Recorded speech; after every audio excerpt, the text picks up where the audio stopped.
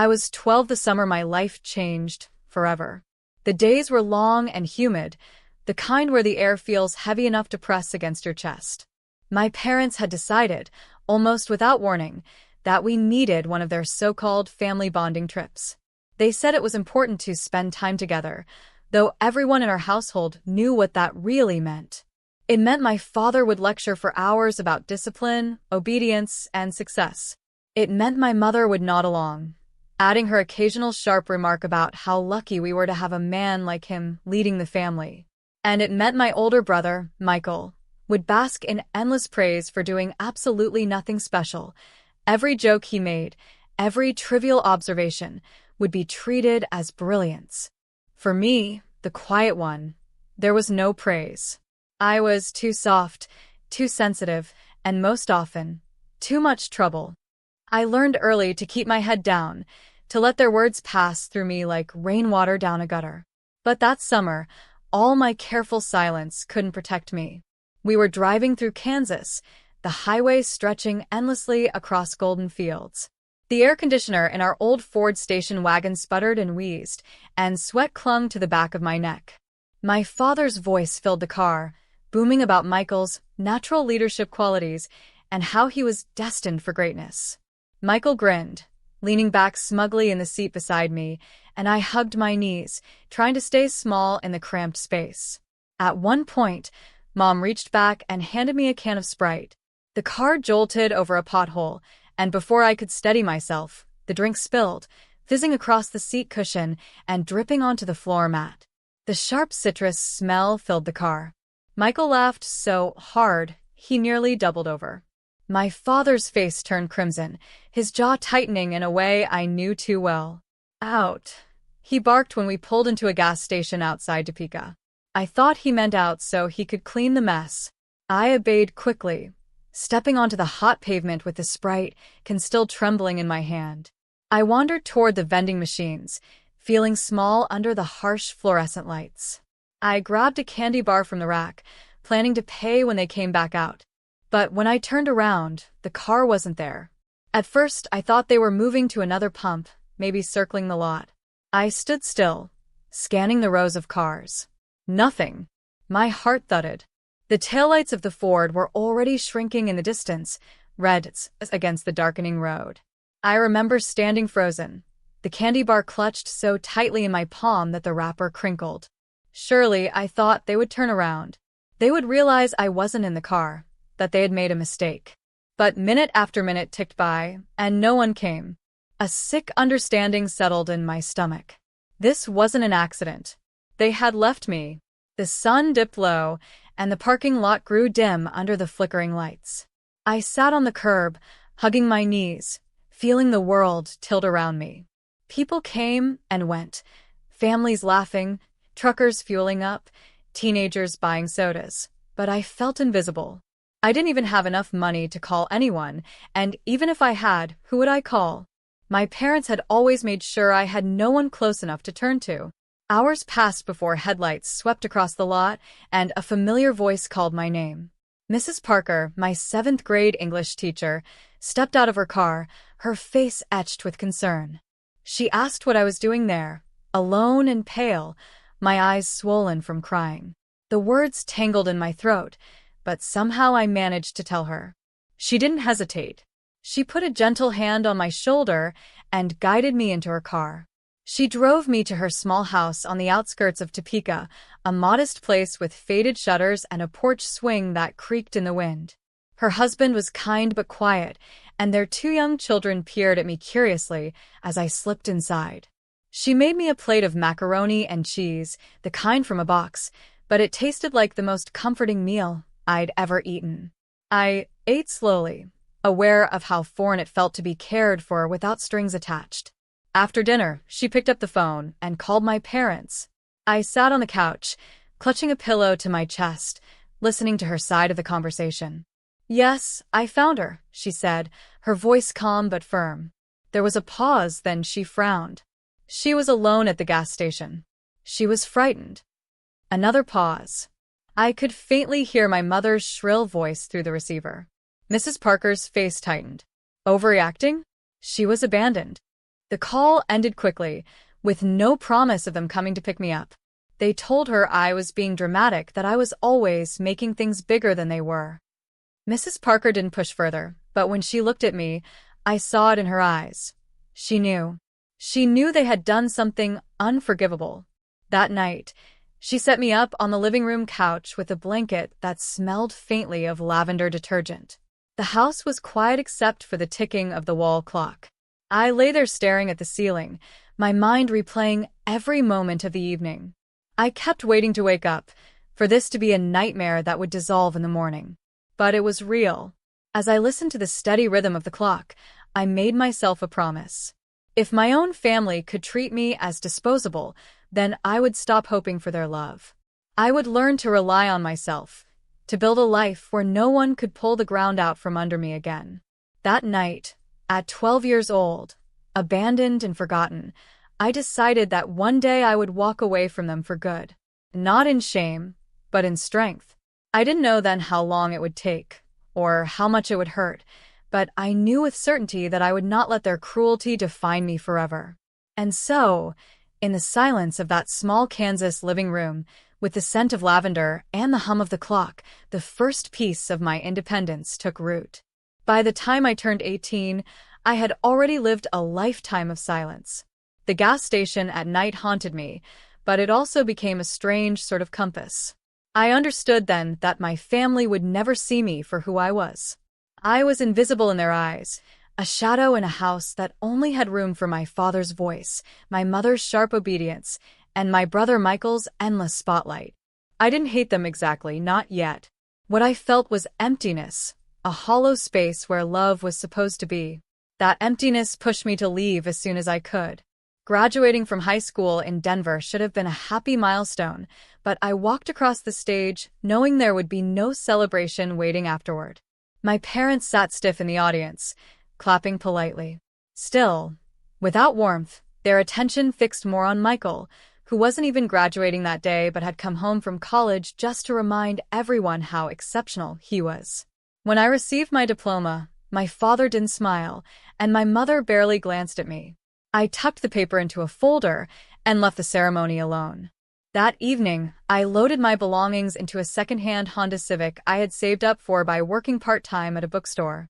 It wasn't much to look at: paint faded, one hubcap missing, the radio stuck on a single AM channel, but it was mine. That mattered more than anything. I packed my few clothes, a stack of used paperbacks, and an old laptop I had bought for $50 from a teacher who was upgrading. The trunk barely closed, but as I slammed it shut, I felt an almost electric surge of freedom. I moved into a one-bedroom apartment near downtown Denver. The rent was $750 a month, which seemed like a mountain at the time, but I paid it with a mix of my bookstore earnings and a new job at a local cafe. The apartment had peeling paint, creaky floors, and a drafty window that let in the winter cold, but I loved it. It was the first space that belonged only to me.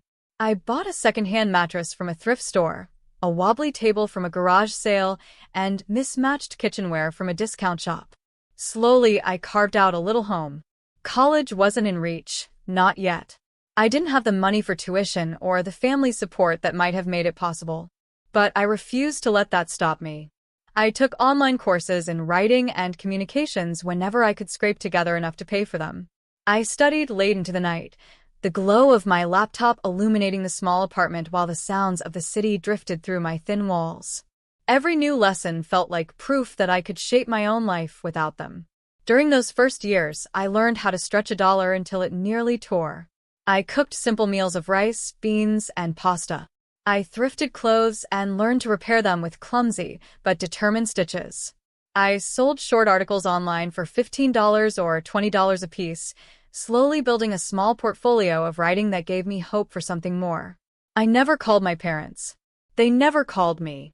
The silence between us grew into a wall that only reinforced what I already knew. Michael was the golden child, and I was the forgotten one. I didn't mourn the distance. I welcomed it. Years passed, and slowly my world began to expand. I moved from job to job, each one slightly better than the last. First, the cafe, then a receptionist role, then a junior assistant in a small marketing office. By 26, I had built enough experience and saved enough money to take a risk. I applied for a communications consultant position in Chicago. The interview was intimidating, the kind where polished professionals in suits looked at me as if testing my worth, but I held steady. When the call came offering me the job at $70,000 a year, I cried alone in my Denver apartment. Not tears of sadness, but of triumph. I had done it. I had climbed from nothing to something, and I hadn't needed my parents' money, approval, or permission. Moving to Chicago was another leap. I rented a small townhouse with white shutters and a fenced yard, modest but neat. I filled it with bookshelves, soft rugs, and framed photographs I had taken myself. Mountains from Colorado, city lights from Chicago, sunsets captured on long walks. For the first time, my surroundings felt like a reflection of me. I built a life from the ground up, one careful choice at a time. I was proud, not the kind of pride that shouts, but the quiet kind that hums inside you when you know you've survived something that could have destroyed you. My work gave me stability. I had colleagues who respected me, neighbors who waved when I passed by, and a bank account that finally held more than enough to cover my bills. My independence was no longer fragile, it was real. And then, just when I felt certain my past had finally loosened its grip, the past found me. It came in the form of an envelope. Thick, cream-colored, with my name scrawled across the front in careful script. At first, I thought it might be professional, an invitation to a client event or some sort of networking gala. But when I slid my finger under the seal and pulled out the contents, my breath caught. It was a wedding invitation. Ornate gold trim, heavy cardstock, and elegant calligraphy announcing that Michael was marrying in Boston. Tucked into the corner, in handwriting that was unmistakably my mother's, were the words, "We expect you to come. Do not embarrass us." I stared at it for a long time, my stomach tightening. Years of silence, years of being ignored, and now, I was summoned like a prop. Not invited as family, but commanded as a witness to Michael's grand stage. I held the card for days, unsure what to do. Part of me wanted to toss it into the trash and never think of it again. Another part whispered that maybe, just maybe, this was my chance. My chance to show them I wasn't the child they had abandoned at a gas station, the shadow they had tried to erase. Finally, I made my decision. I would go. Not for them. Not for Michael. But for myself. I didn't know what I would say or do when I got there. I only knew that the child who had once sat alone on a curb, clutching a candy bar, deserved to walk into that room as someone who had survived, who had built a life they could never control. And so, with the invitation tucked back into its envelope, I began to prepare for the confrontation I had been unknowingly walking toward my entire life. Boston greeted me with crisp air and bustling streets, a city both historic and restless. I checked into a modest hotel the night before the wedding, a far cry from the grandeur of the event I was about to attend. My room had a view of the harbor, small sailboats bobbing against the docks, and I stood there for a long time, gripping the ornate invitation. Tomorrow, I told myself, everything would change. The morning of the wedding was bright and clear, a perfect day for photographs that would hang on walls for decades. I dressed carefully, not extravagantly, but with quiet dignity. A navy blue dress, simple pearl earrings, and a pair of black heels that clicked against the marble floors of the hotel lobby, where the event was being held. I wanted no one to mistake me for the lost child they thought they had left behind. The ballroom was breathtaking. Crystal chandeliers glittered overhead like frozen fireworks, casting light across tables draped in white linen. Each centerpiece was a tower of roses and lilies, fragrant and bold. A string quartet played softly in the corner, the music weaving through the low hum of conversation. Waiters in pressed uniforms carried trays of champagne, their movements rehearsed and fluid. My parents were there, of course, standing tall near the front row, their pride wrapped around Michael like an invisible cloak. He looked smug in his tailored tuxedo, his hand resting possessively on Emily's arm. She was radiant in her lace gown, her eyes wide and searching as though she were still adjusting to the enormity of the moment. When my parents saw me, their expressions barely flickered.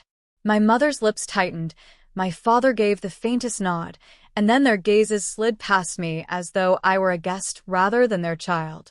I took my seat among distant relatives and acquaintances, those who knew little of me and less of my history.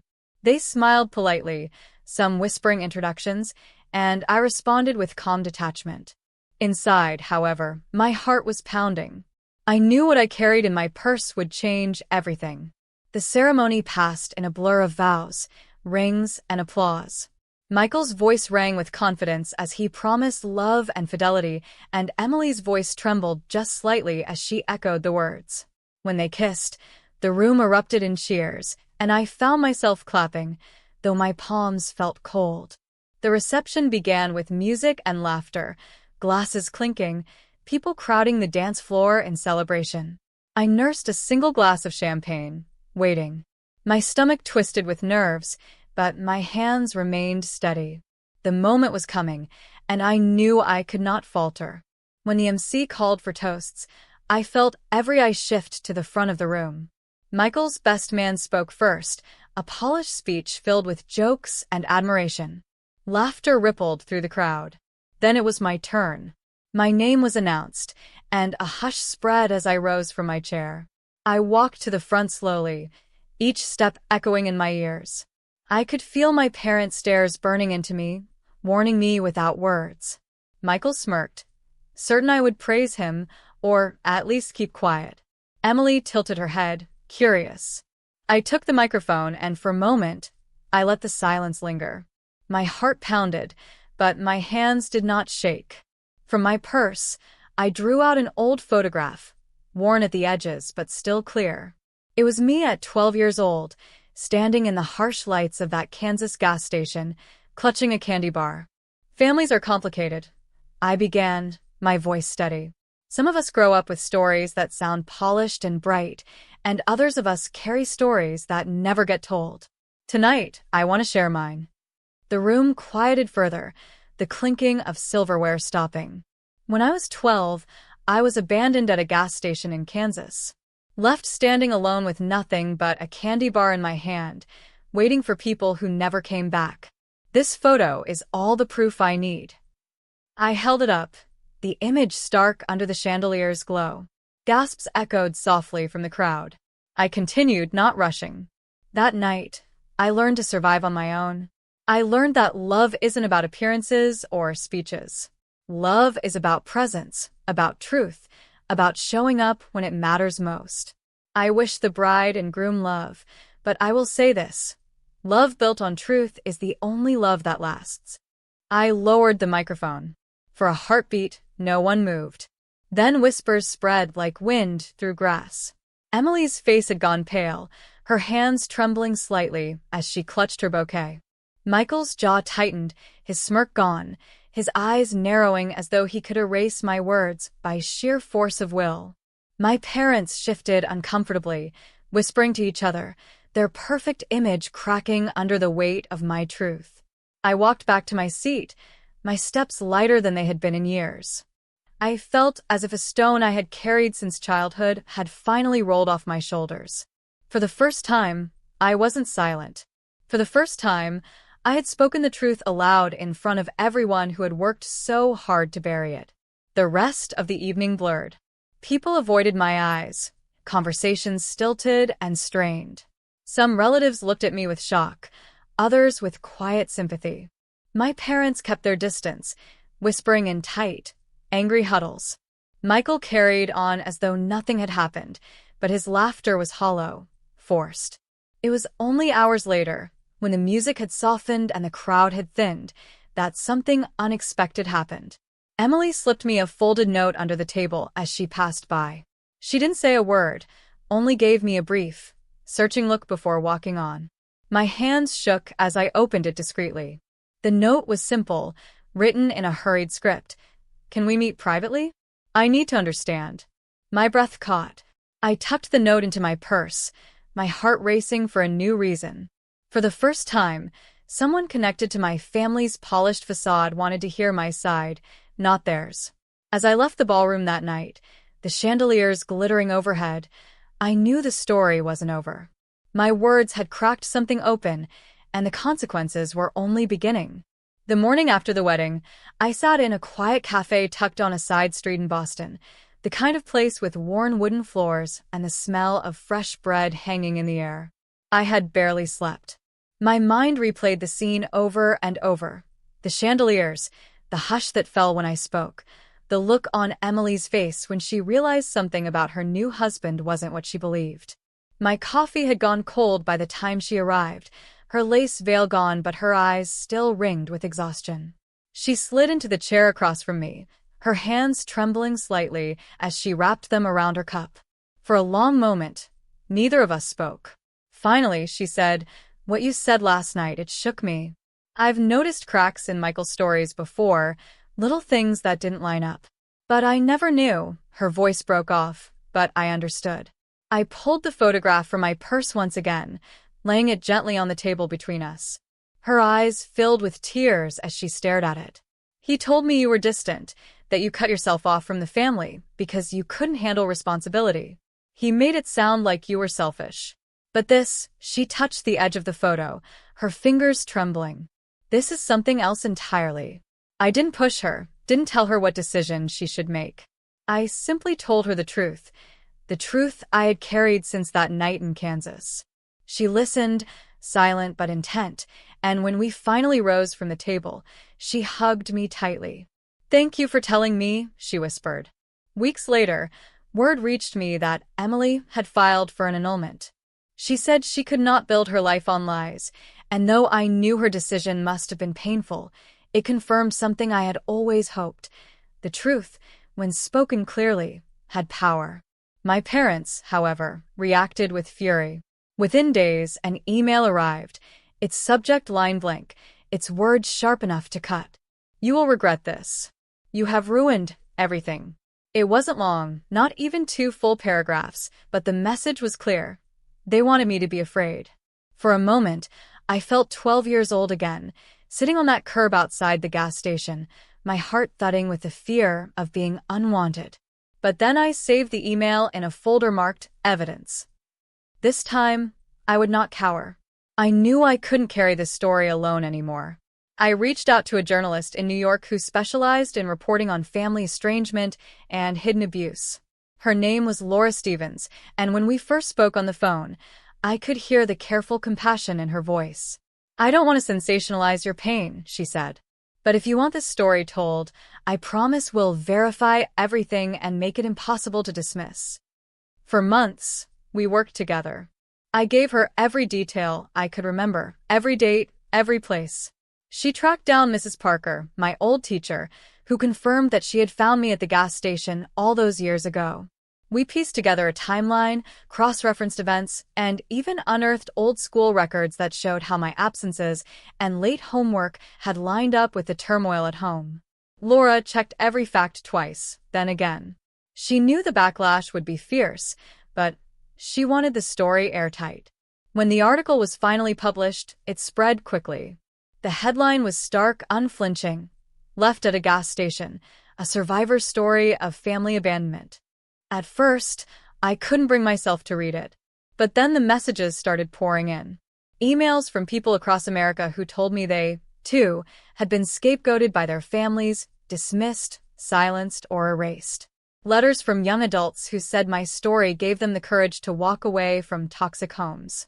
Messages from parents who admitted their shame at recognizing some of their own mistakes. Support poured in like a tide I hadn't expected. For the first time, I wasn't just a forgotten child. I was a voice among many, part of a chorus that refused to stay silent. Michael's perfect image cracked almost overnight. His colleagues in Boston whispered. His friends began asking questions. And Emily, freed from the performance of being his wife, spoke openly about the manipulation she had begun to see even in the short months of their engagement. My parents tried to rally, insisting to anyone who would listen that I was lying, but Laura's careful documentation left them no room to hide. The narrative they had clung to for decades unraveled thread by thread.